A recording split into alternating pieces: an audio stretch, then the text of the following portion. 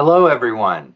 My name is David Grindle. I'm Executive Director at USITT, and welcome to today's conversation. USITT is always happy to partner with other organizations to bring conversations to the industry and about our industry that maybe don't get the loudest voices based on topic or who's presenting them. And part of today that we're excited for is the conversation brought to us by our friends at Lift the Curtain about ending unpaid internships. So I'm very happy today to bring back to our screens and our social media Jenna Snyder, and Jenna will introduce today's panelists. So thank you. Take it away, Jenna. Hi, everybody. My name is Jenna Snyder. I'm a representative from Lift the Curtain, and today we're going to be talking about breaking the business of unpaid internships. Before we get started, I want to give you guys a little introduction to Lift the Curtain. So who are we? We are an advocacy group with the goal of ending unpaid internships in our industry. We envision a theater industry in which socioeconomic privilege is not a prerequisite for success, and we will carve accessible entryways into our industry by abolishing the practice of unpaid labor. You can find out more about Lift the Curtain on our website. Ways we plan to achieve this and things that we're working to fix by creating a comprehensive and robust set of standards, conducting a nationwide evaluation of existing internship programs within our industry, developing and providing free and accessible resources to both educators and industry professionals, highlighting success stories of equitable internships, and advocating for strategies that can be utilized in equitable programs. So today I'd like to introduce you to our panel. We have Shelley Adagi. Shelley is a New York-based lawyer and a graduate of the Benjamin N. Cardozo School of Law. Her experience as a performer inspired her focus in law school, where during her second year, she delved further into research of labor practices in the theater industry, with a specific focus on non-union contracts and the state and federal labor laws that regulate them. We also have Elsa Hiltner. She's a costume designer, a writer, and organizer in pay, labor, and equity. She's a consultant for theater companies that are working to establish pay equity. In 2021, she was honored with the Merit Awards Art Advocacy Award. Her essays on labor pay and equity have inspired systemic change in the theater industry. And finally, Elizabeth Whistler, a multi-award-winning costume professional, a large-scale textile industry, an integrated technological artist, and a wage equity warrior, an instructor, and a registered member of the Northern Cherokee Nation. Her mission in life is to participate in the development of new artistic collaborators and technicians and training them for a multitude of diverse opportunities. So welcome, panelists, and thank you so much for joining us today. Hello, hello. So I'm going to get started by asking you all one of the questions that we got, which is, what are some of your personal experiences with unpaid internships, whether it's with students who you've taught or internships you've had yourself or programs that you've worked in? If anybody would like to answer. So I've never been an unpaid intern, and I was lucky in always having paid internships, but I've managed unpaid interns. And the company that I work with as my day job has ended their internship program because of a lot of the activism that this group has done, and also, knowing that if you want to have an equitable creative space, you can't have unpaid labor. Absolutely, yeah, Elizabeth. I did not have a foundational wealth to participate in unpaid internships. And I also needed to secure housing during the summer.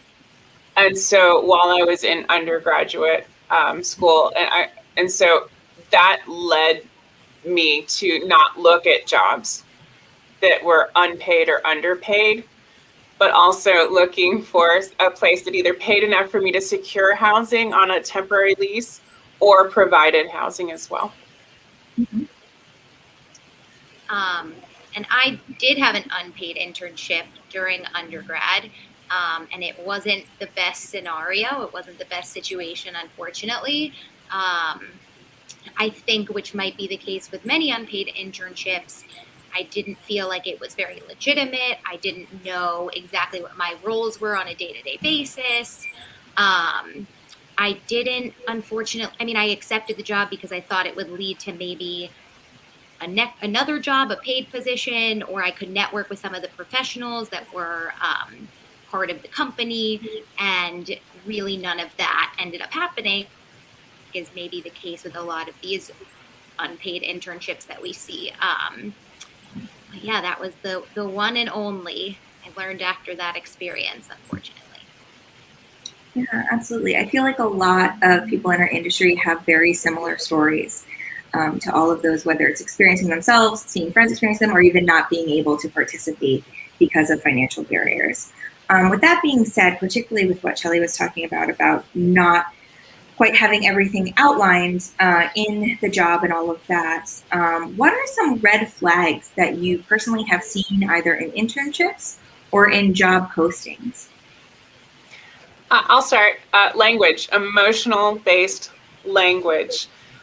We, with the help of Elsa, who created a really kind of wonderful like bingo card version of that went online and made the rounds through social media, but highlighting that a lot of times the language in job postings, where they want you to be young and enthusiastic and part of their family and passionate, and all of that language, when you extract it from the job posting, it becomes almost aggressive. And through data, through research, through all the work that we're doing, those jobs tend to have the least amount of pay or come with kind of an abusive workplace environment. And so that is my red flag. When I start seeing a lot of that emotionally based language, that I try to highlight that with my students to look for that language. And is it necessary? I mean, do you see posting for a plumber, asking them to be really passionate about fixing your toilet? So why is that? Why do we have to have that emotional buy-in to be part of a community and to be part of a professional workplace? Absolutely. Yeah, I think the other thing too is just pay transparency is really important. That's the number one red flag for me is if pay is not listed. There's a reason for that. It's either they're trying to hide it. They want to offer the candidate the rate they think that candidate should receive, which allows implicit bias to run rampant. Maybe they're embarrassed about the rate. Because once people have taken the time to interview, they're more likely to say yes, even if it's a lower rate than they might have, put in an application for to begin with. So that's a big red flag for me. Or that they don't have pay transparency within the company already. And so they've got a rate of pay that actually might be quite stunning and quite would actually work to really grab a larger candidate pool. But they might be worried about somebody else that already works for them seeing it. Interesting. Yeah, I've found too with a lot of these posts, it's things you don't see, as well as red flags that are actually in the job posting. Have you guys experienced anything like that? Is there something that if you, other than no rate of pay, that if it's not visible in the job posting, you would maybe steer clear? I want to know about labor. Mm-hmm. What's the expected labor of this job position, or what is the labor support for this job? Am I in a leadership or managerial position? And should I be? Mm-hmm. Absolutely. I think also, in terms of some sort of like a performing position, I wanted today before the show opens. I don't know sorry, I hear a knocking. I don't know if anyone can hear. But I think it would be really useful in terms of setting some sort of minimum wage or hourly pay, so that you would know what to expect, how many hours you're going to be working a day in the beginning, when you're rehearsing, after something opens. I think that's, I've never seen that in a listing. I mean, maybe they approximate hours sometimes. They usually say it in weeks. So I think that would be really, really useful in terms of calculating how much you're owed on a weekly basis. Yeah, someone in the comment section mentioned the 24/7 work environment that happens with theater, particularly internship positions, and why do you guys feel that mentality has persisted so long in our industry, and what are some things we can do to combat that? We've allowed it. We've allowed it to happen. I mean, a lot of that fuels the work I do now, is that I actively participated in that, and I created scenarios for people coming up behind me that I modeled in a horrible workplace practice. And so a lot of the work that I do as a costume designer is hidden by the fact that I don't have the labor support to then also have somebody build the costumes. And I was hiding that I was doing both. And so I think a lot of that, when we're talking about transparency, we're talking about more than just pay. We're talking about labor transparency. We're talking about health and safety transparency. And we're talking about a lot of things that were mentioned on yesterday's panel discussion. Accessibility, the transparency of how accessible is this space for all. What is the universal design to this? And I think that can also be part of those job postings as well. So I think the other really important thing is that all of this is about worker exploitation. And if you have one space that makes space for exploitation of workers, you make room for all sorts of other forms of exploitation. And so, talking about worker safety with the number of hours worked and that kind of environment, talking about pay, equity, that's an exploitation. And then, you look at the way the industry has all sorts of forms of abuse for all sorts of types of workers, and all of that's related. And if we want to actually systemically address that exploitation and abuse, we need to address it in all of the spaces that it happens in. Yeah, absolutely. And then that being said, how would you suggest people starting out in the industry to advocate for themselves when looking into positions, or even once they're in a position? One question I get asked a lot is, what am I allowed to ask during a job interview? What am I allowed to say? Because there's a lot of, I think, outdated theories about what is taboo or not appropriate to ask about when applying for positions. I mean, you're allowed to ask anything, right? I mean, and I guess part of my problem with this question is that it's asking for individuals to take individual responsibility for a systemic issue. And, if you shift that a little bit, we all as individuals have a role to play in changing systemic issues. And that's the way, that energy should go.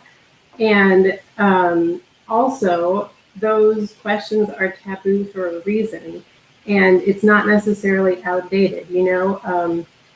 You start asking questions about pay equity and worker safety and these sorts of things, and people have honestly not been hired back. That's a norm that I've experienced, that many other people in this work have experienced, and so that's real. But at the same time, we all need to use our personal power, whatever power you have, and everybody has, different forms in different areas, to ask those questions and change that norm and grow consensus around these things are important. It's important you treat people well and have safe working conditions and make an accessible space that's available to people without generational wealth and these sorts of things. Absolutely. And along with that, oh, sorry, I was actually going to ask you, Shelley, because you wrote a very great article that kind of explores this a little bit and where the burden of job classification, that kind of stuff falls legally. So if you want to talk about that a little bit. Yeah, sure. I mean, I definitely think that individuals should be as knowledgeable as possible, but I do think ultimately the goal would be for the burden of all of this to be on the employer, to make the work environment equitable in every way that we've just talked about. And I think that's usually how legally, if we're going to evaluate an employment classification, after the fact of the employment, they're going to have the employer prove that this person was rightfully unpaid, or rightfully an unpaid intern, or was correctly classified as an independent contractor, or instead of being classified as employees. So I mean, from the eyes of the law, it shouldn't be on the employee's onus to have to prove their status as an employee. It's just tricky because I don't think that a lot of people have the resources to, go file a claim for, back wages, or I don't really know if that's in people's realm of thought when they're realizing, oh, wait, I think that this is not right. Something's off here. So as much as we can, as individuals, before we start working, establish our expectations for wages, for, everything that was just mentioned, hours, accessibility, everything that we know we are, that we deserve, I think that, ultimately makes it better in the long run, because what I think is no one else is really going to advocate for you individually as well as you can advocate for yourself, especially some of these, organizations that have really been getting away with, I don't know if it's always illegal, but oftentimes might be illegal practices. I don't think we can expect them to necessarily come forward and just suddenly want to help out. Although, there have been amazing articles written, I think, by some of the panelists here about why it would be beneficial to pay your workers, pay your artists. But I don't think that's always top of mind. So I don't know. Amazing. Along with that, we'll be sharing, by the way, all of the links that we're sharing within the chat today will be available on the Lift the Curtain website, liftthecurtain.co. So any of those articles you would like to explore further, please be sure to look there. As we continue this conversation on, when we're talking about, things that companies can do to change and maybe financial literacy or legal literacy within our field, I feel like that is something that is kind of lacking in theater education at the moment. So Elizabeth, if you want to speak a little bit on how you've been working with your students to kind of change that. Yes. I started this past semester, I was given the opportunity to offer a class that was broadly based called Professional Issues. And I used that class to teach the difference between a 1099 and a W-2, W-4, what it means to be a freelancer, what it means to join a union. I brought in really wonderful guests to come in and talk about getting into union, what it looks like, how you do it, why unions exist in theater, and who they exist for. I also talked quite a bit about how to look at a non-for-profit's leadership structure and how to pull up their 990 online and look at public-facing content with regards to who's paid what their budgets are, what they're doing with their money. And so that just giving that knowledge or letting the students feel empowered by knowing that they can look things up makes them more informed consumers when it comes to entering the job market. And so they can fully research the companies they're getting ready to work for. I had them look at the board of directors. I had them try to do a Google image search on each individual, put them all together, show me what their board looks like, show me what their finances look like, all that kind of work. And now show me the jobs that they're posting and what's the rate of pay, all that kind of stuff. And to really kind of put all that information together, because that is ultimately the work that some of us are already doing when we're searching, but like giving them kind of a format for that and letting them also explore.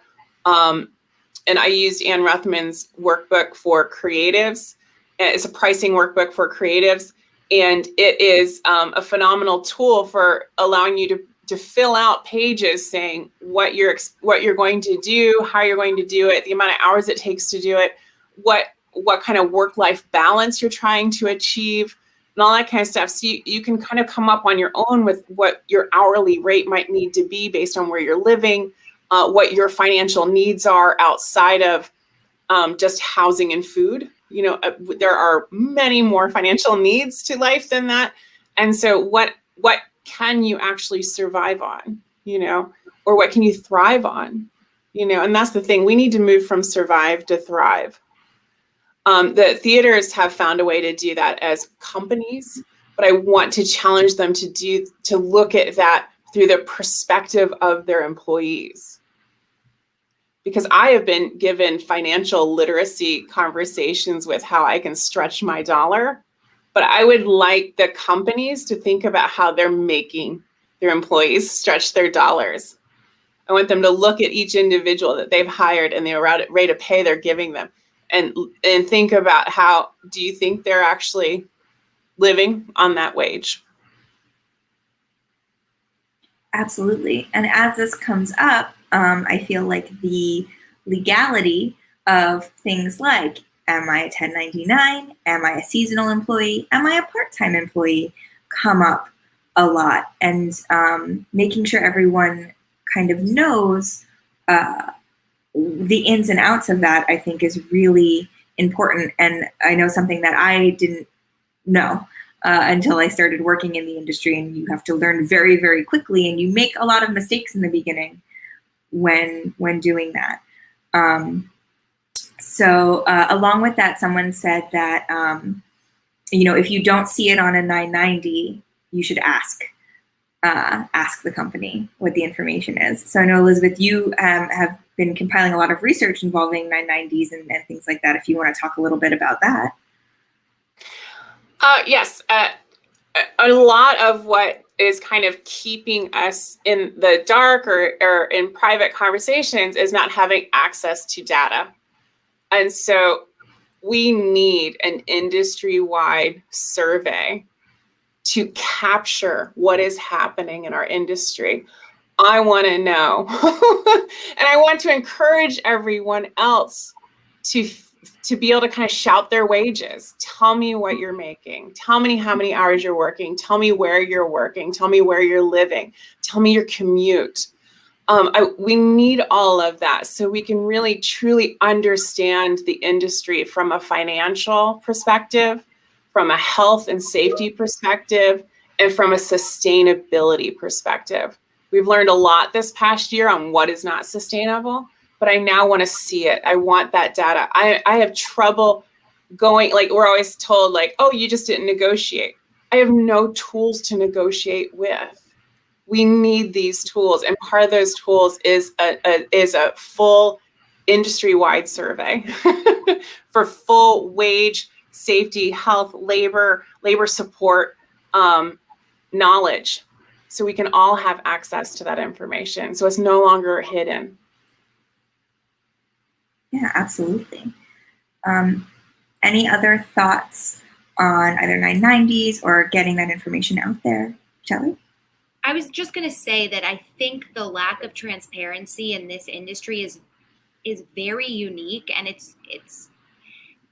doesn't really parallel, how open the industry pretends to be. And now that I don't work in the industry anymore, but as a lawyer, unheard of, to have absolutely no concept of what people in similar positions across the industry are making and what their job descriptions are. And maybe that's because, lawyers are so scared of being sued or doing things that are illegal, but I really don't think there are many industries where this lack of transparency has persisted for so long. And I think that, when I started doing my research, I initially was like, this just seems like such a unique problem. And why have these illegal practices really been able to perpetuate throughout for so long? And I didn't really come up with one single answer, but I think, and like you were pointing out earlier, there really has to be a mindset shift. The starving artist, or the we're going to sacrifice everything for a career, like. And there's all these economic articles saying that people who are underpaid, whose value, artistic or talent value, is not being matched to their compensation, those people are the first to burn out. And I think that people are really, really tired and really tired of being taken advantage of. And so just getting rid of that mentality, I think, is a huge first step, and feeling like you can say no to things because you do have talent and worth, and you will find another job somewhere that will compensate you for that.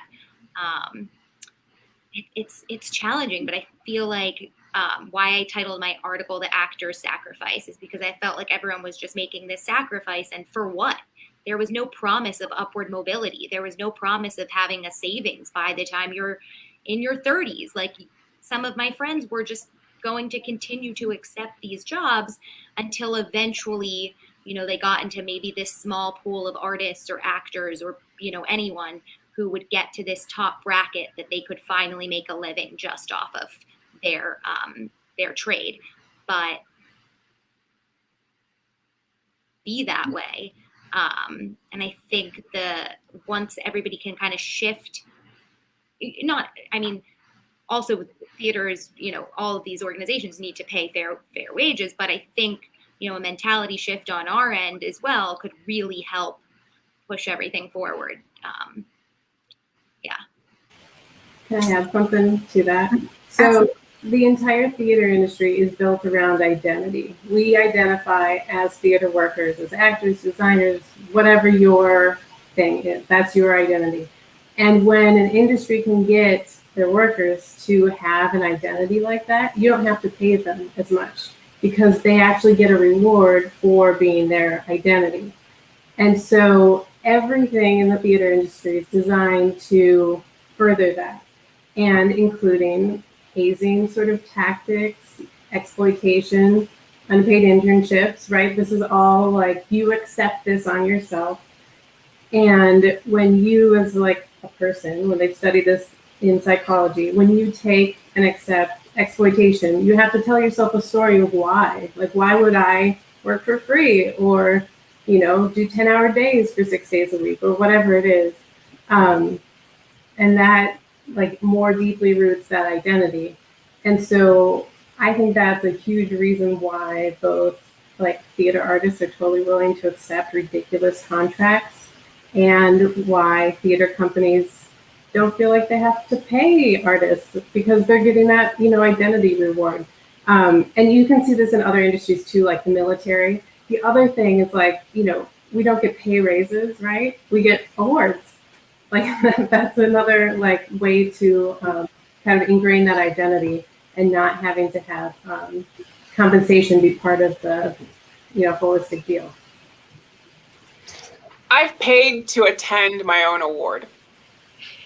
Do you know what I mean? Like, that happens. Do you know what I mean? And so we need to think about that, and that's the thing. We can't, it's not our burden to say no to that. That's not fair. That's not right. The industry needs to stop creating these scenarios. The industry needs to look at itself. The industry needs accountability officers. We need an HR industry-wide. Because that's the thing, who do I report to? When somebody is having an issue, who do I recommend that they go talk to? Do they take that additional labor to stage management, who we already know is overworked? Do you know who is the accountability officer? I think we need accountability officers, in every rehearsal space, in every production meeting, in one-on-one meetings where communication is having trouble. We are the art of communication to the audience, but backstage, offstage, around the stage, theater adjacent, we need better communication with each other as well. And so we lack the tools and resources to have, because there can be an accountability statement, but who's enforcing it? And how deeply tied are they to the company? Do I feel safe reporting to them? And so we need HR. Absolutely. And along with that, what are some changes that you guys have seen happening with the advocacy work you guys have been doing, both with on our team and costume professionals for wage equity in the industry? And then what are ways that we can help implement these changes and maybe get some more forward momentum on these changes? So we've been working on pay transparency as a tool for pay equity. If we can see what is being offered, we can kind of start to address those issues. And so this fall, on our team, the costume professionals for wage equity teamed up to campaign for pay transparency on Playbill's job site and Broadway World's job site. And those two were successful. And right now we're in the middle of Backstage.com's campaign. And I think we're in day 70 or something of that campaign. So join if you'd like to lean on Backstage for some pay transparency. The other thing that on our team has been working on is creating a standards for pay equity. So it's a checklist that companies can, if they can check off every single thing on the list, they get a badge that shows that they have pay equity within their organization. That way workers can make informed employment decisions. Audience members can see the badge and be like, I want to go to art that supports the artists and the workers. Foundations can look at it and know that their money is not going to exploiting, artists.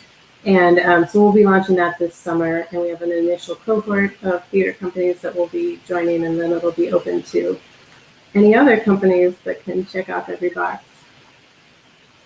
Amazing. Amazing. I know Lift the Curtain is also working on creating a database in which you can kind of see all of the internship programs that exist and kind of see how they're evaluated based on their wage score, as well as different internships experiences. And that is something that we are hoping to be launching to by 2022. Which is really exciting. The one thing that we've been coming across, which I know we've talked a little bit about, is the lack of easily accessible information when it comes to making these assessments. And I feel like what happens, the shift that I've noticed happen in the pandemic is there was an amount of time that we didn't have before. Because we were so overworked, we were burning out, we were part of that culture, that we suddenly could take a step back and look at our industry and look at how it's working. So with that being said, what do you guys think are some of the loopholes that you noticed during this time or before this time or continuing into the future that we can try to close, loopholes that maybe theaters are taking advantage of, whether in federal law, whether in how they present their job listings, that we can be aware of and then try to combat? The first thing, I just want to quickly just throw praise at you for what you're doing through Lift the Curtain. What you're talking about doing and getting that all together and then having a deadline on putting that out there for everybody, I think that's just incredible, absolutely incredible, and just something that makes me want to just cry and scream at the same time. So I just want to just highlight how amazing that was, what you just said, and the work that you're doing. So I just super praise and appreciation for that. A loophole that I'm finding right now is some theater companies had to release everybody. And so they didn't have their labor force protected or there to do the work that was so necessary in that what we're kind of calling downtime.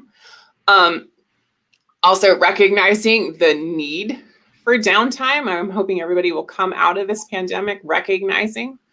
I also know some people that are leaving the industry because they so desperately missed everything else in their life because they had given so much to this career. Another loophole is we spent a year not making any money. It's like, yeah, but I looked at your 990s and you gave yourself raises before the pandemic that were significant, and even during the pandemic. And when I add all of those, just the raises together on top of your already very large salaries in leadership, it's exactly the amount of money you would need to raise everybody to a living wage in your company. So, no, I don't think, I don't think you don't have the money. Yeah, absolutely.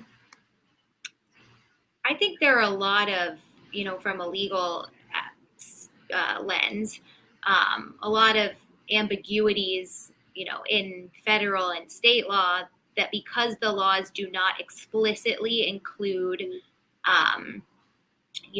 creative professionals, actors, singers, stage managers, costume designers in the definition of the law, that ambiguity has left a lot of space for, fact-based arguments that are really, we shouldn't have to evaluate every individual person in their circumstance. Like, these people should be included in legal definitions of employees, and that should be the end. And or other states have what's called a rebuttable presumption that someone's an employee. So you start off saying you're an employee, and if you're not, they can prove you wrong through facts. But that's what we're going to presume, that you're an employee. And unfortunately, most states, I don't think any states, and the federal government doesn't have that in their labor law. Like, that's an ambiguity. Unfortunately, like, realistically, to amend the law is probably the most long-term goal of, that we would be talking about. I think another loophole that places take advantage of is just the imbalance in power, if you can call that a loophole. But they know all these things we've been talking about earlier. They know that there's a power imbalance, and I think that they take advantage of that. Hopefully after the pandemic, where it seems like, society in this country and this nation has really realized we need artists and we need theater, and this is a huge part of our life that was just taken away. Hopefully, that will start people advocating for these individuals. And as theaters start to reboot and start work again, hopefully that will be one of their goals, to infuse the industry with equity and now everybody knows the worth of these individuals. I think we really felt, I think there was, a poll that came out. What is the biggest industry you missed, or you realized that it was the most valuable that you didn't necessarily know before? And I think it was like live theater, by far, surpassing many other things. So I think now that maybe more people have realized that value, maybe that will be reflected in how individuals are treated. So that loophole can maybe go away or start to fade a bit. I mean, also, I don't know if this is necessarily a loophole, but you don't need a law to do the right thing. Just because it's like legal to do, whatever contract, like, if it's not right and it's harming the worker and, it's unsustainable, like, just don't do it. You also don't need the federal government to tell you that $7.25 is, a minimum wage. Like, we all know that is stagnant and horrific and not working. And so don't wait for the government to tell you that 15, 20, 25 is actually a better wage. Minimum wage is just, we would pay you less if we legally were allowed to. But we all know that the minimum wage is stagnant and not working. And so please, you don't have to wait for the government to tell you. Go ahead and start raising those wages, because it will eventually come. That minimum wage will eventually rise. Don't be surprised by it. Already have it in place. Yeah, Absolutely. And Shelley touched a little bit upon the kind of power dynamic that happens between theaters and individuals versus contractors versus employees. And Elsa, I know you had an interesting essay about kind of power dynamics in negotiating norms in the theater industry. So if you want to touch a little bit upon that and how that can come into play. Yeah, I mean, the whole system is set up to have, freelance artists and even admin workers, right, not knowing enough to advocate well for themselves. And, when you don't know what the starting pay is, how are you supposed to negotiate a salary for yourself? It starts with often, as a designer, I occasionally get offer emails without a pay rate. And so I have to be like, okay, thanks for offering me the show. Like, what does it pay? And it just kind of sets that up from the get-go of like me asking them for something rather than me taking in the information and, deciding. And so there's lots of ways that happens. But then also once you're in the role, you don't know what other people around you are making. And I think it's probably, at least for me, it was really easy to assume that everyone was being paid around the same amount as me. Being a fair person myself, I, assume that of the people around me. And so that can also kind of set up a weird power dynamic when you're working with other designers who are not making the same amount as you. And so, for instance, if you're working with a props designer as the costume designer or something like this, and the props designer is being paid half of what you are, and you don't know that, you will find them unreasonable when they say, I can't do XYZ, or, they will think that you are being presumptive, or, it just sets up a bad dynamic. And the same with, other people on the team. It just, especially with a collaborative art form like this, it's important that we can operate as a team and have that communication and trust built in. Amazing. With that, what are some changes that you think can be made in the industry regarding this? I know also there was another article that you wrote, Pay Equity and What's in It for Theater Companies. So touching a little bit upon that, and what are some of the benefits that we see once we have equitable pay? So I felt like the conversation has always been how good it is for artists and workers, which obviously it's good. But also, if you look at all the science behind pay equity and fair pay and safe working conditions, these are all things that you can look at with the capitalist argument with the bottom line in mind. And it's things like people work harder when they are fairly treated. People work harder when they trust the company. And that can just even be having pay transparency. Even if there's no equity and it's just what other people are being paid around you, you have that built-in trust, and so you work harder.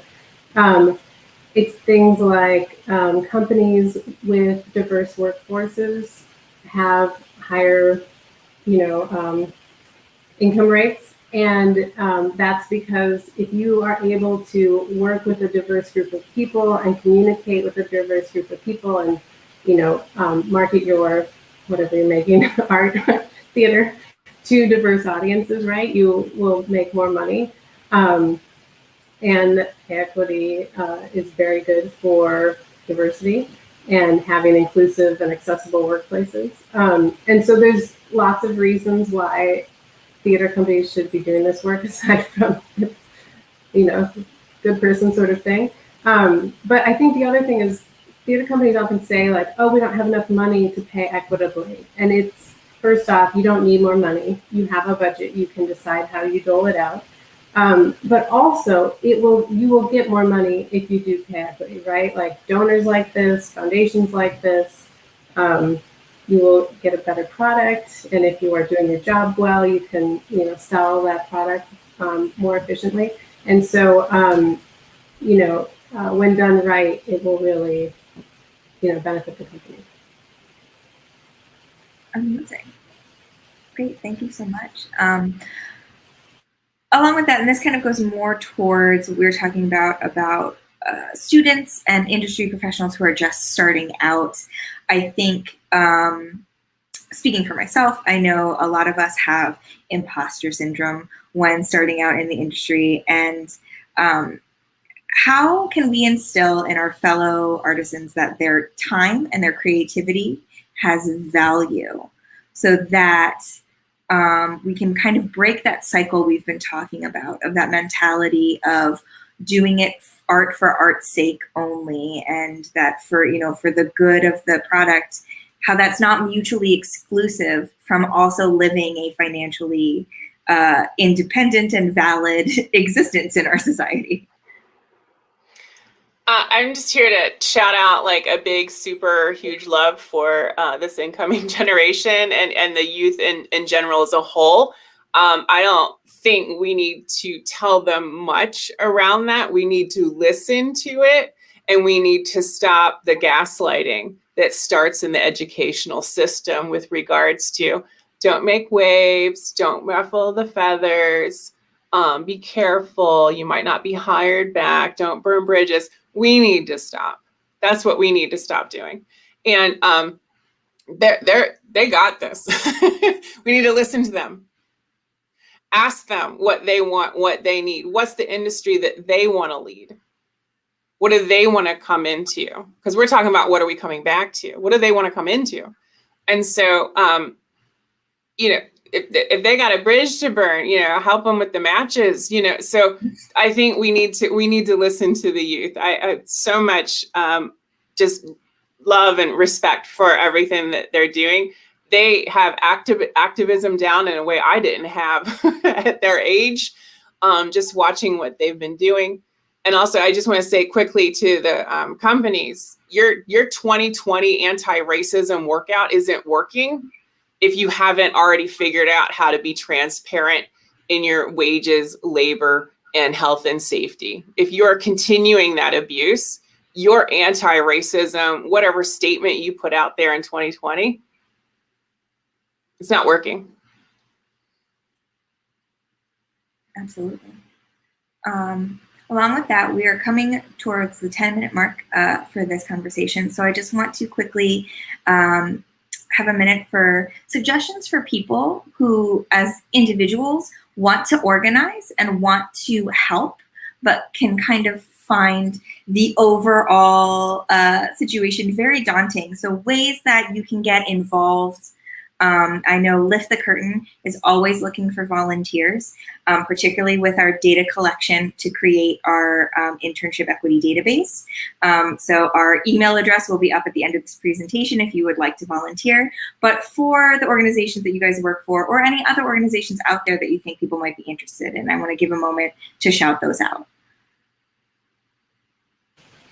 So we're running a pay transparency campaign to backstage.com's job site, and you can go to honorteam.org or costumprofessionals.org. It's cpfwe.org, and there's a toolkit there if you want to post on social media, sign the petition. Also, I think I've been really inspired about the way that there's been a lot of coalition building this year, and different groups have been taking kind of different issues and really focusing in, like with the curtain, and really getting a lot of action on their issue. And then the way that different groups have come together to support all those initiatives. And so I think my one word of advice is you don't need a critical mass. It can be you, or it can be you and two friends, and build that coalition and find the thing that you can change. And we have blind spots. So doing this work is not perfect, and we're not waiting till it's perfect to do it. And so when mistakes are made, mention them, own up to them, apologize, but also let other people know when mistakes are being made. And if we've missed something in our campaigning, if we've missed, if we've missed a job board that doesn't have pay transparency, let us know. Because that's the thing, I have gotten to a level in my career where I can have the privilege of protest, the privilege of activism in a way that I didn't have when I was an emerging artist, when I was 25, 26, 27, and first starting to get my name out there. And so allow us to do that kind of work, but also inform us of the work that you wish us to be doing.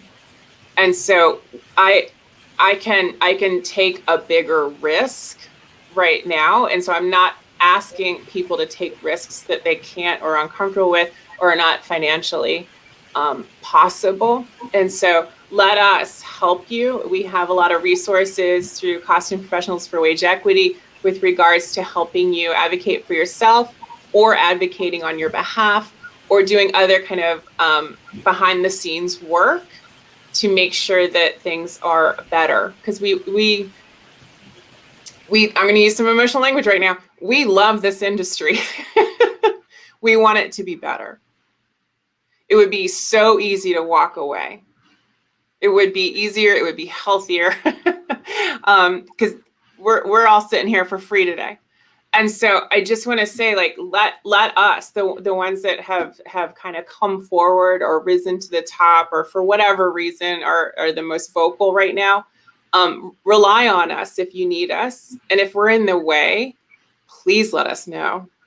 I never want to be in the way of anybody else trying to achieve or advocate or make things better. And so we welcome that feedback. It is part of the activism work to get feedback. So please make use of that tool. Amazing. So with our last couple of minutes here, I just want to let everybody know that we're going to have a list of all of the links that have been coming up in the chat and all of the things that have been mentioned, the articles, the different resources available on the Lift the Curtain website. So that'll be up by tomorrow so that anyone can go onto that resources page and go through all of those links if you're looking for a particular organization to reach out to. So with that, are there any closing thoughts, any closing statements you guys have based on, breaking this business of unpaid labor and how we can make this industry better, like Elizabeth was saying?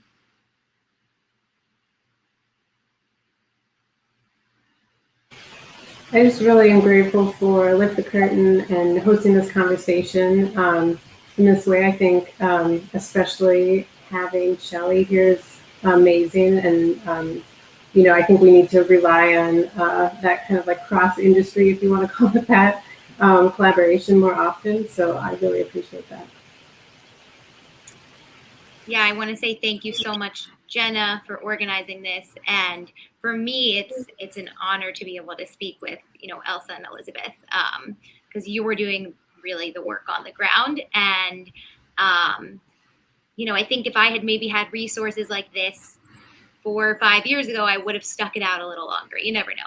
But that being said, like Elizabeth said, it's you have to make choices. Not everyone can last in the industry for that long. And if you need to, move on and do something else, there's every door open for you. And the skills that you learn as an artist, as a performer, as anything are so transferable to anything you do in life and make you so much more prepared, I think. So never think that there are doors closed to you based on any sort of, degree or experience or lack of experience. So, advocate for yourselves and it'll all work out. And just to add on to that, all of the transferable skills I have from a long career in theater are not from the abuse I experienced in this career. So it can happen without it. I'm begging for it to happen without it, because I think of all of the people we've lost or never even got. Storytelling is so inherently human. And so much a part of our human nature and what we do. And so everybody is a storyteller. Everybody can participate in storytelling. So who are we keeping out of these conversations? Because we always talk about how we're inclusive and everybody's here. And it's like, they're not. And how many have left? Because we didn't listen to their story. And maybe their story was about something we were doing, And so I think this industry, why go back if we're gonna go back? I want to go forward. Absolutely. Well, thank you guys so much for your time today. And I really want to take a moment to thank USITT for hosting us on this platform. They are an amazing resource for industry professionals, particularly in design and technical theater, but for theater in general. So we really appreciate you guys for that. I'm going to just put on a slide that has all of Lift the Curtain's contact information. So you guys can check us out. And again, thank you so much for attending the seminar. We'll see you guys next time.